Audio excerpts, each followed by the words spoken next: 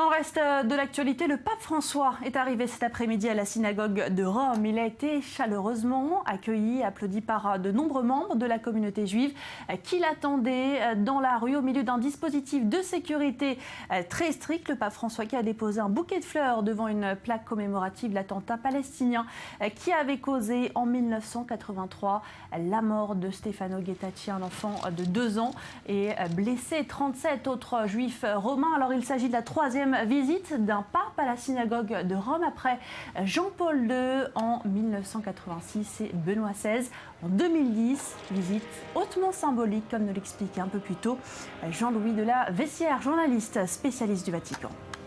Les enjeux, c'est de confirmer un dialogue déjà très important, de lever peut-être certaines ambiguïtés dans le dialogue entre judaïsme et catholicisme.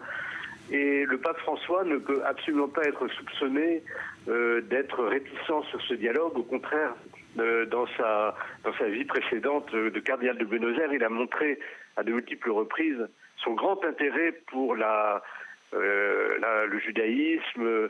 Il a comme ami plusieurs rabbins, le rabbin Skorka de Buenos Aires, etc.